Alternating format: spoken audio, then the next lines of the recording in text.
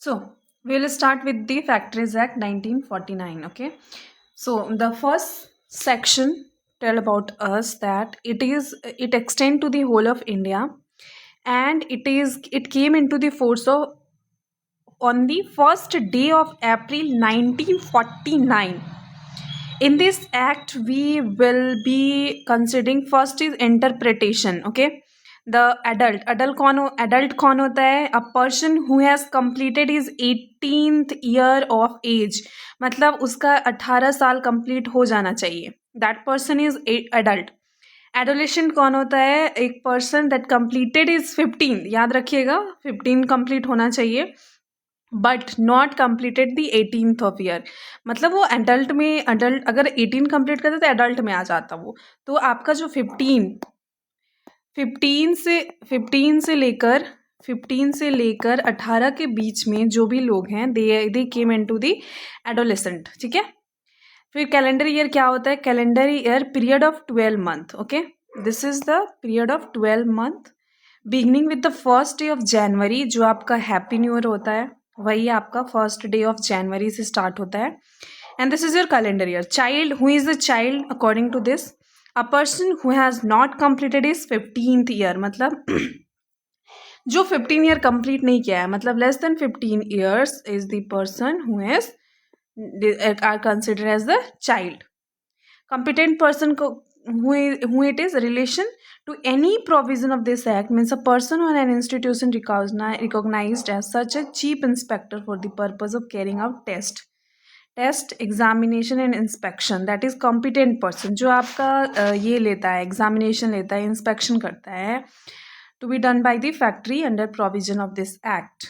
So they are the qualification and experience of the person and facilities available at this disposal. तो ये आपका उतना important नहीं है. We come on to the hazardous process. Hazardous process क्या होता है?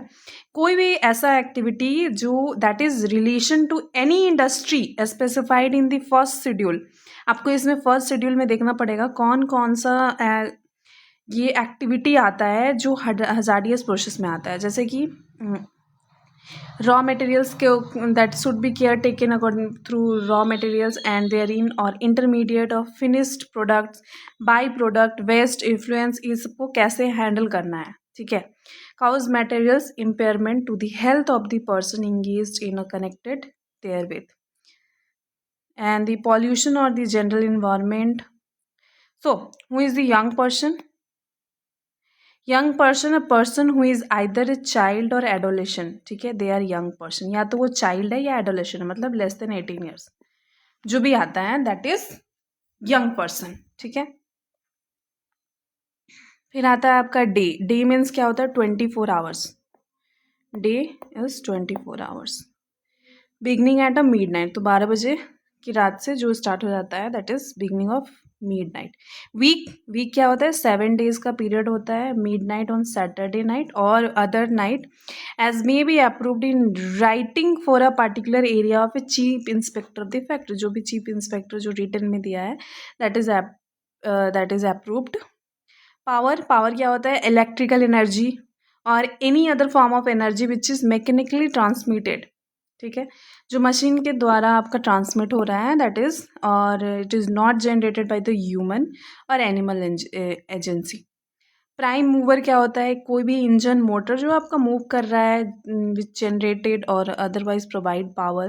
Transmission machinery, shaft, wheel, drum, जो भी आपका अदर मशीन्स वगैरह यूज होता है devices, they are the transmission machinery include prime mover, transmission. तो ये सारा आपका इंक्लूडेड है. तो this is very very important. Manufacturing process. This is making, altering. कोई भी तरह का मेकिंग हो रहा है, अल्टर किया जा रहा है, रिपेयर हो रहा है, ऑर्नामेंटिंग, फिनिशिंग, पैकिंग भी हो रहा है, ऑयलिंग भी हो रहा है, washing, cleaning, breaking up, demolition. This is very important, please read it. treating or adapting any article or substance with a view to its use, sale, transport, delivery और disposal. तो ये सारा आपका मैन्युफैक्चरिंग प्रोसेस में आता है. किसी भी तरह का काम जो आपका यहाँ तक कि आप बुक बाइंडिंग, ट्रांसपोर्ट वाला काम हो गया, sale, this all comes in this, ये क्या बोलते हैं, manufacturing process. Pumping oil, water, sewage और any other substances, generating, transforming, transmitting, ये सारा काम आपका मैन्युफैक्चरिंग प्रोसेस में आता है. कभी कभी क्वेश्चंस ऐसे भी आते हैं कि is ornamenting is it a manufacturing process, then you have to answer yes because it is already mention there. फिर आता है constructing, reconstructing, repairing, refitting, finishing, breaking up ship vessels. ठीक है, सारा ये आ गया आपका मैन्युफैक्चरिंग ये में. वर्कर, वर्कर का definition is very important. Who is the worker? Worker में एनी पर्सन एम्प्लॉयड डायरेक्टली और इनडायरेक्टली. डायरेक्टली भी हो सकता है और थ्रू एनी एजेंसी, मतलब इनडायरेक्टली, या कोई कॉन्ट्रैक्टर उसको हायर किया है विथ और without the knowledge of the principal employer. ज़रूरी नहीं है कि अगर एम्प्लॉयर को पता है जो उसको हायर किया है डायरेक्टली और इनडायरेक्ट, उसको आइदर ही इज नोज और he doesn't know, it doesn't matter, बस वो एम्प्लॉय होना चाहिए. वेदर फॉर रिम्यूनरेशन और not, in any manufacturing process or in cleaning any part of the machinery or premises used for a manufacturing process, or in any other kind of work incidental to or connected with, this is the important, incidental to or connected with the manufacturing, मतलब वो directly या उससे connected हो जो manufacturing process हो रहा है, or the subject of manufacturing process but does not include any member of the armed forces.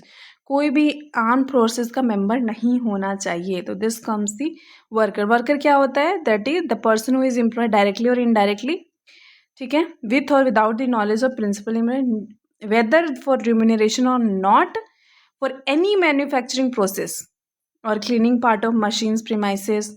This is और the other kind of work incidental और कनेक्टेड विथ मैन्युफैक्चरिंग प्रोसेस, किसी भी तरह से वो मैन्युफैक्चरिंग प्रोसेस से कनेक्टेड है, तो दैट इज वर्कर. फैक्ट्री क्या होता है? फैक्ट्री कोई भी प्रीमाइसेस, ठीक है, including the process, therefore wherever 10 और मोर वर्कर्स होना चाहिए, 10 से ज़्यादा, 10 या उससे ज़्यादा वर्कर है, of any day preceding 12 month, किसी भी दिन में प्रिसीडिंग वो आपका एम्प्लॉयड है, and in any part of which a manufacturing process is being carried on with the aid of A power और is ordinary so carried on, और हुएबर, मतलब अगर 10 लोग हैं तो वो with the aid of power होना चाहिए, मतलब इफ 10 पीपल है विथ पावर, ठीक है, कोई भी मशीनरी वगैरह यूज हो रहा है तो विथ पावर, और 20 और more people working on any day of the preceding 12 month and in any part of which manufacturing process is being carried on without the aid of power और is ordinarily so called, so but does not include a mine subject to the operation. मतलब mines वगैरह में जो होता है ना, उसके operation include नहीं होता है, तो माइंस एक्ट के अंदर आता है, that is other thing. Union, railway, running stand, ये सारा आपका it doesn't include, it does not include. सो यहाँ पे फैक्ट्रीज एक्ट का क्या डेफिनेशन है कि 10 लोग जो आपके with the aid of power हो और 20 लोग without the aid of power, if they working in any premises, ठीक है, then that is a factory. See, for computing the number of workers for the purpose of this clause, all the workers is, so this is it is not that much important. We'll come to the occupier. Occupier is a very important. Factory means the person who has ultimate control over the affairs of the factory. मतलब ऐसा कोई person जो सारे ultimate control है उसको factories के जो भी अफेयर हो रहे हैं उसके. In the case of a firm और other association of individual, any one of the individual partners और members thereof shall be deemed to be occupier. So in this case of a company, any one of the directors shall be deemed to be occupier. तो ये आपका यहाँ पे occupier का definition आपका दिया हुआ है, ठीक है.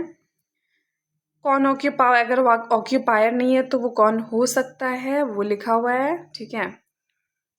So from here we will start with the another video. Stay connected. Okay, thank you.